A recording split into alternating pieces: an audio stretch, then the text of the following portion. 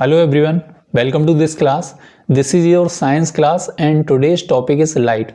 So before starting our topic, I just ask one simple question to you. Okay, so in the image you can easily see a train with the light. Okay, तो आपको ये बताना है कि किसी भी platform पे train पहले आती है या उसकी जो लाइट जल रही है, लाइटिंग लगी रहती है ऊपर सामने आने वाली चीज़ को देखने के लिए, वो पहले आपको दिख जाएगी।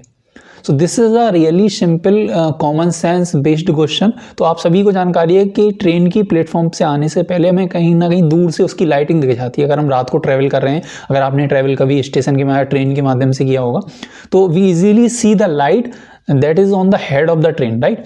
सो ये सिंपल क्वेश्चन है, लेकिन ट्रिकी बात यहाँ पे ये है कि आपको ये बताना है कि जो लाइट पहले आती है वो किस रीजन से हमें पहले दिखाई देती है, किस रीजन से लाइट विजिबल हमें पहले हो जाती है, ट्रेन के आने से भी पहले, है ना। तो इसको जानने के लिए हमें पहले ये समझना होगा कि आखिर लाइट क्या है। So before starting this topic और before give any kind of reason to this question, we will discuss about what is light. So अगर लाइट की हम बात करें कि व्हाट इज लाइट, तो light is a form of energy, क्योंकि जो भी चीज़ हमें देखने को मिलती है वो एनर्जी की फॉर्म में ही हमें एज अ एक्शन देखने को मिलती है। सपोज कि अगर मैं आपको इस क्लास में पढ़ा रहा हूँ, तो this is also due to the reason behind it is energy, क्योंकि मैं जो बात कर पा रहा हूँ, जो आपको गेस्चर दे पा रहा हूँ, या जो भी मैंने काम किया है वो किसके रीजन से हो पा रहा है ना। This is a totally energy. So light is also a form of energy and light अपने आप में क्या है, विजिबल है। Light is visible in itself but it helps us to make other thing visible. Okay, लेकिन ये क्या करती है, हमें दूसरी चीज़ों को देखने में मदद करती है। सपोज करिए in the image you can easily see a sun. Okay, so आपको सन से लाइट की रेज निकलती हुई दिखाई दे रही हैं। अब लाइट की जो रेज हैं जैसे ही सन से निकलेगी, वो आके किससे टकराएंगी, वो फॉल करेंगी किस पे, ऑब्जेक्ट पे। यहाँ क्या ऑब्जेक्ट है, यहाँ ग्रास एज अ ऑब्जेक्ट हमने लिया है। तो जब रेज ग्रास पे पड़ेंगी तो वो रिफ्लेक्ट करेंगी, और रिफ्लेक्ट करके जैसे ही वो हमारी आई तक पहुंचेंगी, क्योंकि हमारी आई में आपको जब आई का स्ट्रक्चर हम पढ़ेंगे तो उसमें एक रेटिना होती है, इसके पर्दे पे आपको इमेज बनती हुई फॉर्मेशन आपको दिखता है। तो जैसे ही वो लाइट की रेज रिफ्लेक्ट होकर हमारी आंखों तक पहुंचेंगी, हमें वो ऑब्जेक्ट क्या होने लगेगा, दिखने लगेगा। एज सिंपल एज दैट, है ना। तो अगर हम डेफिनेशन की बात करें व्हाट इज लाइट, तो light is a form of energy that makes other things और other objects visible to us. Okay, so this is a simple and easy definition of light. I hope you understand well what is light. Okay, so अब हम light को तो जान चुके हैं कि अगर लाइट क्या है, लेकिन ऐसा लाइट को जानने के लिए, जैसे किसी भी पर्सन को जानने के लिए केवल उसके हाव भाव देखना first of all first impression में इंपॉर्टेंट हो सकता है, लेकिन पूरा उसको पर्सनालिटी को समझने के लिए उसकी क्वालिटीज़ भी जानना इंपॉर्टेंट है। तो हमने अगर लाइट की डेफिनेशन के बारे में ऊपरी बाहरी तौर पे जान लिया है, बट अगर पूरी तरीके से हमें किसी भी चीज़ को जानना है तो उसकी क्वालिटीज़ को भी जानना पड़ेगा। तो व्हाट इज द क्वालिटीज़ और what is the nature of light. So in the next topic we discuss about the what is the nature of light. So there are different kind of concept और different kind of theories based on the nature of light, but here the important two theories we will discuss. First, some scientists say that the nature of light is ray. Okay, so कई लोगों का ये कहना है कि light का जो nature है वो किरण के तौर पे, रे के तौर पे देखा जाता है। और some scientist says that the nature of the light is particle nature दिखाती है। अब यहाँ हम दोनों चीज़ मान लेते हैं कि लाइट का जो नेचर आपको देखने को मिलेगा वो बतौर आपको एज अ रे भी देखने को मिलेगा और पार्टिकल्स के फॉर्म में भी देखने को आपको उसका नेचर मिलता है। अब बात करें कि वो साइंटिस्ट आखिर हैं कौन जिन्होंने ऐसी बात करी, अलग अलग अपना अपना ओपिनियन रखा है। तो अगर बात करें आपकी रे के तौर पे, किस साइंटिस्ट ने बताया था कि light shows the nature of रे, तो हाइगन नाम के एक साइंटिस्ट थे, उन्होंने ये बताया था कि लाइट जो है वो शो करती है रे का नेचर।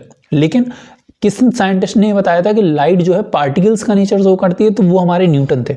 न्यूटन ने आपका ये बताया था कि light shows the nature of particles. I hope the nature of light, so भी कह सकते हैं डुअल नेचर शो करती है। अगर आपसे पूछा जाए कि लाइट कैसा नेचर शो करती है, तो this is the dual nature of light. We also say that first is the nature of ray and second is the nature of particles. I hope this is clear.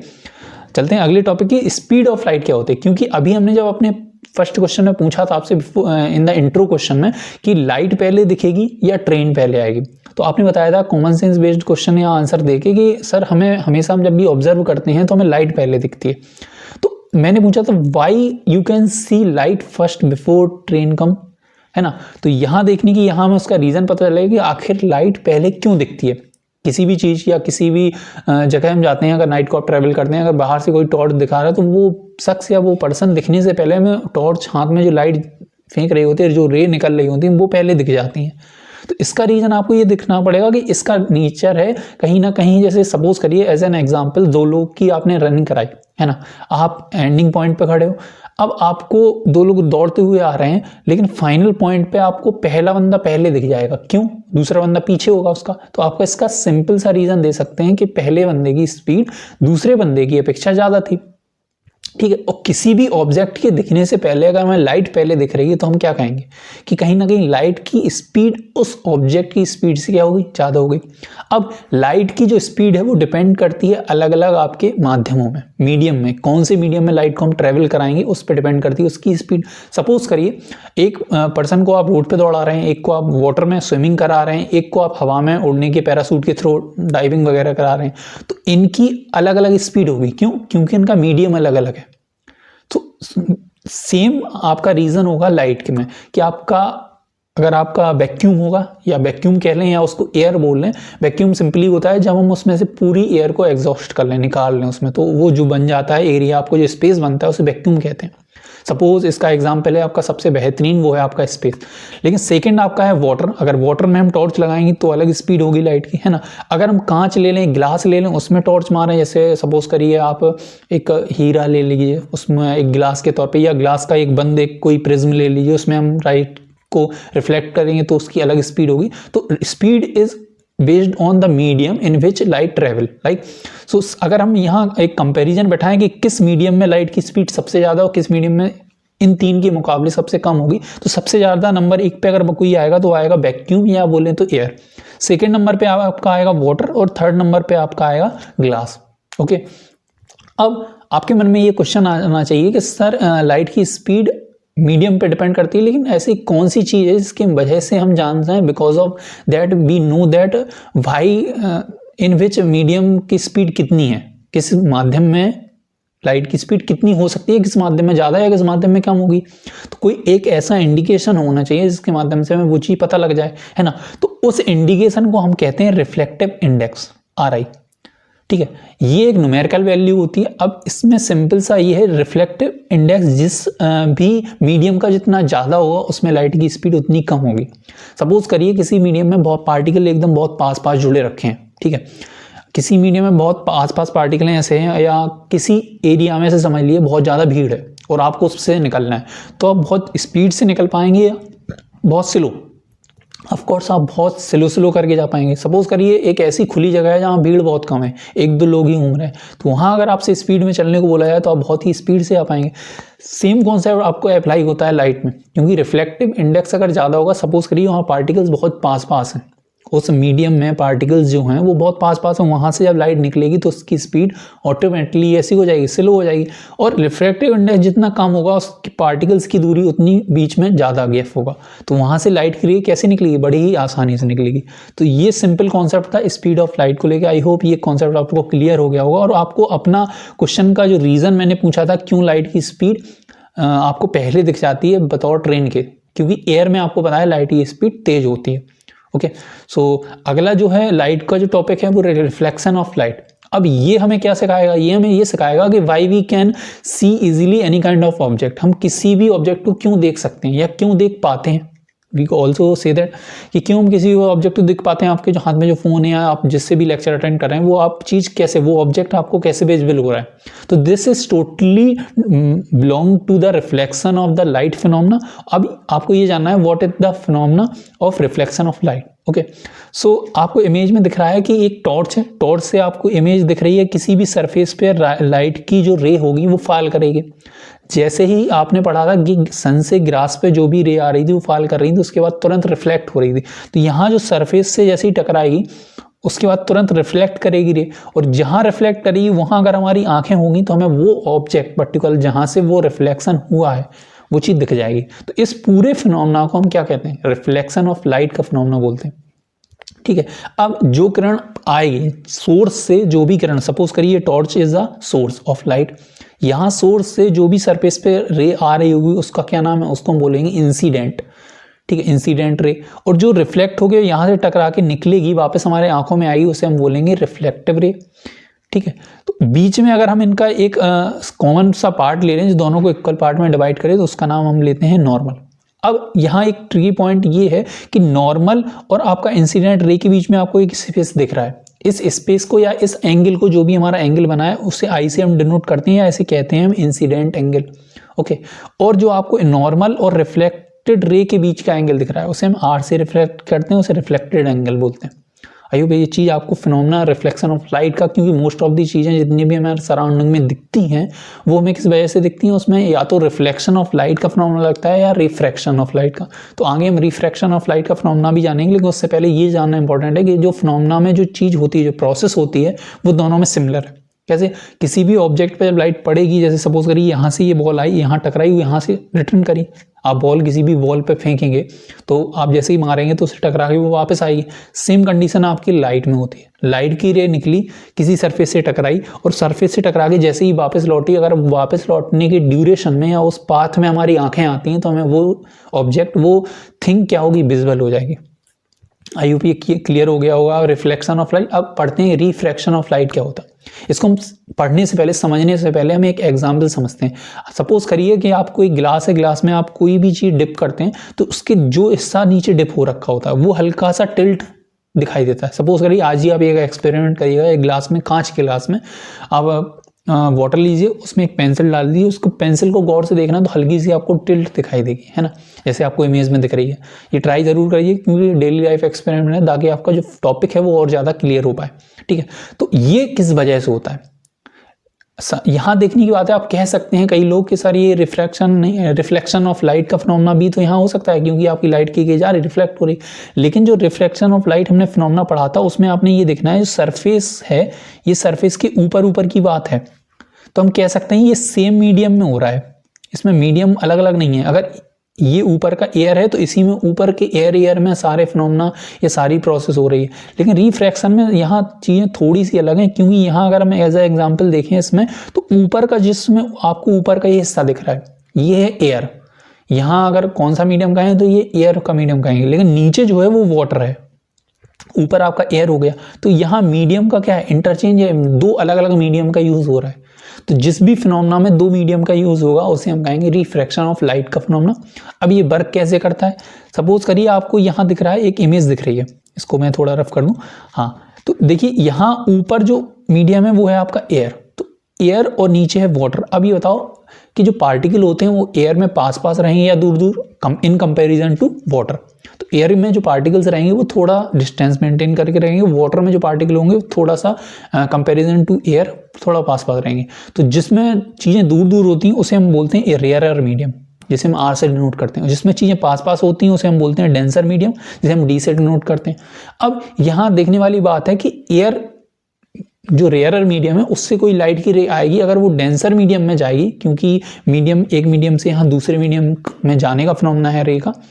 ठीक है, तो जब भी rare medium से denser medium आएगी तो बीच में जो अभी हमने लाइन पढ़ी थी नॉर्मल, जो रिफ्लेक्शन ऑफ लाइट के फिनोमेना हमने नॉर्मल को देखा था, तो वो क्या है आपकी, जब भी एक मीडियम से दूसरे मीडियम, जैसे सपोज करिए इसको एज एन एग्जांपल हम देखें, तो आपकी एक भीड़ में आप जा रहे हैं, भीड़ में, या आप सपोज करिए खुले एरिया से जा रहे हैं, आप खुले एरिया जा रहे हैं, आप मार्केट में आपकी एंट्री होती है, मार्केट में बहुत ज़्यादा भीड़ होती है, तो आप क्या करेंगे, थोड़ा सिकुड़ के चलेंगे, थोड़ा यहाँ वहाँ हो जाएंगे, किसी को धक्का लगेगा तो इस साइड हो जाएंगे, धक्का लगेगा तो उस साइड हो जाएंगे। जब भी धक्का लगेगा तो आप किस चीज़ की साइड जाएंगे, अपने से मजबूत के सहारे को ढूंढेंगे ना, है ना। तो जैसे ही रेयर मीडियम से डेंसर मीडियम में कोई भी लाइट की रे जाती है तो नॉर्मल सपोज करिए एक हार्ड आपका सरफेस है जिसमें से वो सपोर्ट ले सकती है, तो खुले एरिया से जैसे ही भीड़ वाले एरिया में जाएगा और उससे धक्का लगेगा तो वो किसका सहारा लेगा, वो एक मजबूत सहारे की ओर जाके झुक जाएगा, तो वो है आपका नॉर्मल। तो यहाँ सिंपल है, जब भी आपकी इंसिडेंट रे आपकी रेयर मीडियम से डेंसर मीडियम में जाएगी तो नॉर्मल की साइड हल्की टिल्ट हो जाएगी, झुक जाएगी। ठीक है, इसी का अगर अपोजिट हम बात करें तो एक और फिनोमेना है जिसमें आप समझिए अब डेंसर मीडियम में हो गई, अब डेंसर मीडियम से निकल के आप सपोज करिए फिर से मार्केट से निकल से फिर से कोई खुले पार्क है उसमें जा रहे हैं, तो क्या है, अब आपको जब भी आप भीड़ वाले एरिया से खुले एरिया में जाएंगे तो आपको किसी सहारे की जरूरत नहीं पड़ेगी। तो आप क्या करेंगे, जो नॉर्मल के साइड आप बेंड हुए थे उससे हट जाएंगे, दूर चले जाएंगे, क्योंकि अब आपको सहारे की जरूरत नहीं है। तो सेम कंडीशन आपकी होती है दूसरे में, जहाँ आपकी डेंसर से अगर रेयर में जाएगी तो नॉर्मल से हट जाएगी, दूर चली जाएगी, है ना, फार अवे फ्रॉम नॉर्मल कह सकते हैं। तो ये दो फिनोमेना जो है आपके बेस्ड है रिफ्रैक्शन ऑफ लाइट। तो ये पूरा रिफ्रैक्शन ऑफ लाइट का था, जो कि दो मीडियम के सपोर्ट से वर्क करता है। जहाँ सिंगल मीडियम की बात होगी वहाँ आप कहेंगे क्या, आपका रिफ्लेक्शन ऑफ लाइट का फिनोमेना वर्क कर रहा है, लेकिन जहाँ दो मीडियम की बात होगी वहाँ आप कहेंगे रिफ्रैक्शन ऑफ लाइट का फिनोमेना वर्क कर रहा है। आई होप ये चीज़ आपको क्लियर हो गई होगी। अब अगला देखते हैं, आपने पढ़ा होगा टोटल इंटरनल रिफ्लेक्शन। अब ये क्या है, इसके एग्जाम्पल आप कई सारे जानते होंगे, जैसे आपने देखा होगा हीरे में बहुत ज़्यादा चमक होती है ना। आपको कई बारी ये भी पढ़ा होगा, वहम हो जाता है कि लोगों को डेजर्ट में मरीचिका नाम की एक चीज़ होती है जो दिखती है, लेकिन पानी यहाँ होता नहीं है, लेकिन लगता है कि वहाँ पानी है। तो वहाँ कहीं ना कहीं लाइट की जो रे है वो पर्टिकुलर एक लूप टाइप में घूमती रहती है, जिसके वजह से आपको टोटल इंटरनल रिफ्लेक्शन, मतलब टोटल मतलब पूर्ण रूप से, इंटरनल मतलब अंदर ही अंदर लाइट की रे का रिफ्लेक्शन होता रहता है, जिससे हमें वो चीज़ का वहम होता है, एग्जैक्ट में वो चीज़ वहाँ होती नहीं है। ठीक है, तो ये क्या होता है, इसको समझने के लिए हमें सबसे पहले जानना होगा क्रिटिकल एंगल क्या होता है। अब क्रिटिकल एंगल को इसलिए हम बहुत ही आसानी से समझ जाएंगे क्योंकि अभी हमने रिफ्रैक्शन ऑफ लाइट का कॉन्सेप्ट समझ लिया। सपोज करिए आपने देखा था कि ये आपका है, यहाँ से जो लाइट सबसे पहले सरफेस पे पड़ेगी उसको हम आई से डिनोट करेंगे, यानी उसको क्या कहेंगे, इंसिडेंट रे। और जो भी ये नॉर्मल के थ्रू अगर वो रिफ्लेक्ट करके निकलेगी उसे हम क्या कहेंगे, रिफ्लेक्टेड रे। इतना बात आपको क्लियर हो गया।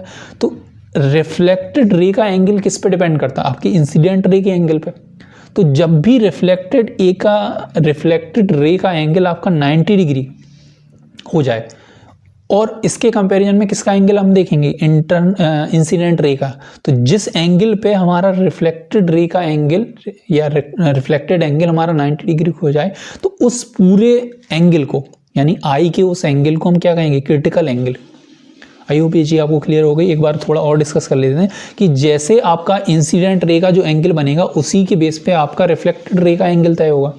तो जिस इंसिडेंट रे के एंगल पर रिफ्लेक्टेड रे आपकी 90 डिग्री हो जाए, तो उस इंसिडेंट रे के एंगल को हम क्रिटिकल एंगल का नाम देते हैं। आई होप ये चीज़ क्लियर हो गई। अब इसका टोटल इंटरनल रिफ्लेक्शन से क्या कहना है कि जब भी सपोज करिए कोई एक एंगल आपका इंसिडेंट रे का बना, कोई भी एंगल आपका इंसिडेंट रे का बनता है, उस पे आपका रिफ्लेक्टेड एंगल का जो एंगल है वो मोर देन 90 डिग्री हो जाता है, मतलब R is greater than 90 degree जब भी बनेगा, और जिस इंसिडेंट रे के एंगल पे बनेगा हम उसे क्या कहेंगे, total internal reflection. That simple. इसका एग्जाम्पल क्या है, डायमंड चमकता हुआ क्यों दिखता है, क्योंकि उसमें टोटल इंटरनल रिफ्लेक्शन का फिनोमेना वर्क करता है। आप डेली लाइफ में देख सकते हैं इस चीज़ को। आप इसको और एक्सपेंड, अगर नॉलेज को और बढ़ाना चाहते हैं तो डायमंड के एक्चुअल फिनोमेना के बारे में पढ़ेंगे, तो आपको कहीं ना कहीं उसका मेन कॉज क्या दिखेगा, total internal reflection. I hope total internal reflection का ये चीज़ आपको क्लियर हो गई होगी। अब इससे और इंपॉर्टेंट एक और नेक्स्ट टॉपिक है, वो है डिस्पर्जन ऑफ लाइट का। ये क्या है, ये अगर एज ए एग्जाम्पल में बताऊँ कि आपको एक फिनोमेना बता रहा मैं, आपने रेनबो देखा होगा। तो the reason behind rainbow making is the phenomena of dispersion of light. कैसे समझते हैं, आपने सपोज करिए ये आपको जो ट्रायंगल दिख रहा है, एक्चुअल में ट्रायंगल ना हो भी ग्लास का एक प्रिज्म है। प्रिज्म क्या होता है कि आपने पिरामिड देखें, पिरामिड के शेप में ही प्रिज्म होता है, जिसमें आपको ट्रायंगल से बना तीन सरफेस अगर ट्रायंगल की लेके मिला दें, ज्वाइंट कर दें, तो वो आपका क्या बन जाएगा, एक पिरामिड या प्रिज्म का रूप ले लेगा। तो प्रिज्म में जब भी हम कोई लाइट डालेंगे तो लाइट की जो रे होती है, नॉर्मल अगर पूछा जाए कि लाइट की रे बेसिक क्या होता है, अगर बेसिक एक फाउंडेशन की बात करें तो वाइट रे होती है। लाइट का कलर कैसा होता है, वाइट। जब भी इस रे को हम किसी भी लाइट की रे को किसी भी प्रिज्म पर डालेंगे तो ये अलग अलग डिस्पर्जन हो जाएगा, अलग अलग कलर्स में। ठीक, अलग अलग कलर्स में वो बट जाएगी।